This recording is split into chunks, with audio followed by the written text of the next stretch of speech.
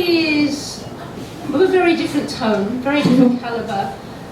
It's of the, oh my, how could you have been so stupid type of oh my situation.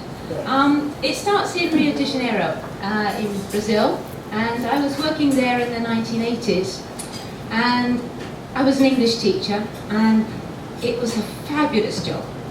It felt like being on holiday the whole time. The first year I lived in Copacabana, and I was right near the beach. And the second year I was invited to join a bunch of Brazilians who were sharing a house in an area of Rio called Santa Teresa. And it's high up the mountainside above the city. It's an old colonial area, and it has a lot of charm. You would go up there by a tram car, and the street we lived on was called Rua Monte Alegre, which means Joyful Mountain Street. And up the street lived the very notorious Ronald Biggs, the great train robber who escaped. Yeah. I saw him around from time to time. We didn't hang out. Yeah. And as I said, it was a really fun life, fun and sun. And the best thing was that we had really long holidays. From Christmas time to after Carnival each year, there were no classes. I was free to travel the length and breadth of South America. And I had a really good travelling companion, the lovely Linda.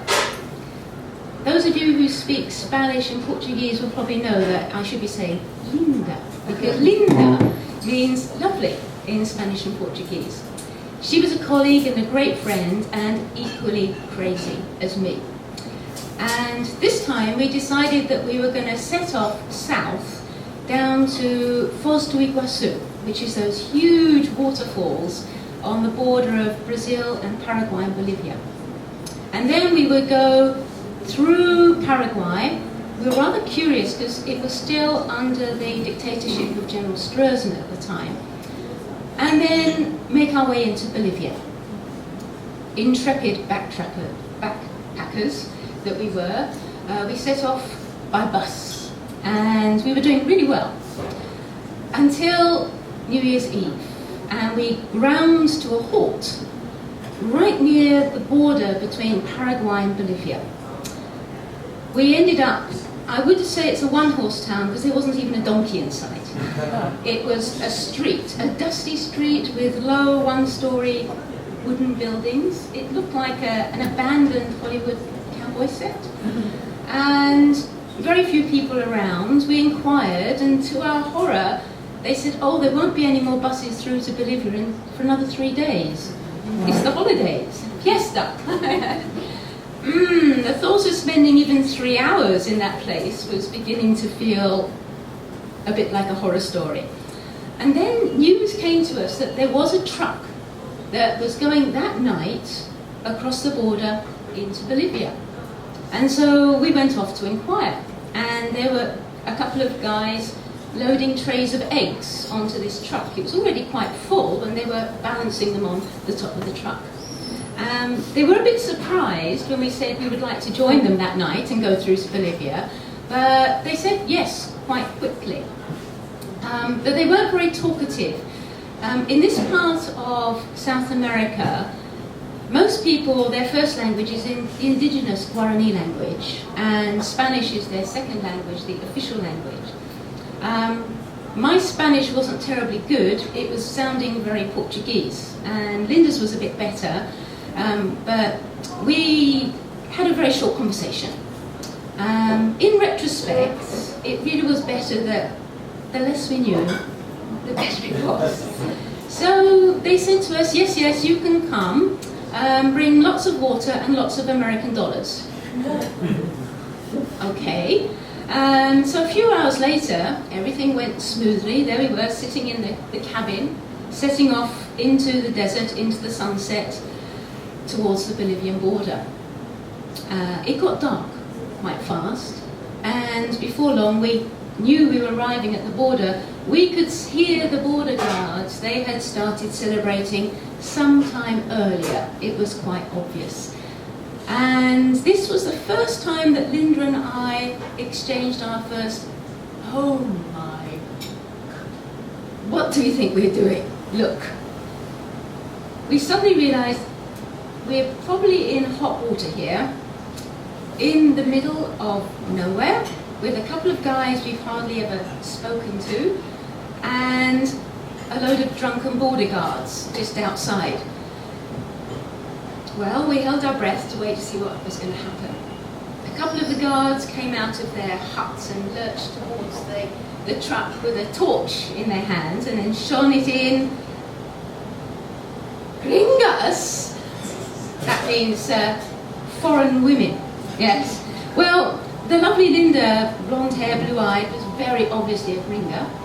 And the small, dark woman next to her clearly wasn't a local either. And the truck drivers started talking away very animatedly with the border guards. We hadn't a clue what they were talking about. But eventually, they made it clear to us that the border guards were not after our barebacks or fronts or bare anything else. They were after our greenbacks, those American dollar bills. And we very happily handed over. We weren't sure how much was needed, but after a bit of conversation, negotiation, we handed over just enough to open the border gates for our truck. Whew. We exchanged another. Oh my God, look, that was a close one. And we set off, jostling, bumping across the desert in the night. Well, I think I must have fallen asleep because my next recollection was the next morning. It was light, the truck had stopped, and as we were rubbing the sleep from our eyes, we could hear the two drivers talking animatedly outside. So we clambered down, looked at the side of the truck. Egg yolk was seeping down. It was a horrible mess. And I was thinking, oh no. I had assumed that they wanted to drive through the night because they needed to keep the eggs fresh and out of the desert sun during the daytime. But it transpires that they didn't care about the eggs. It didn't matter that they didn't even arrive intact. They started pulling these trays of smashed eggs off the truck, and as they did so, the layers of the real cargo became obvious. There were footballs, and then below that, a lot of electrical goodies from the 1980s, things you won't have heard of.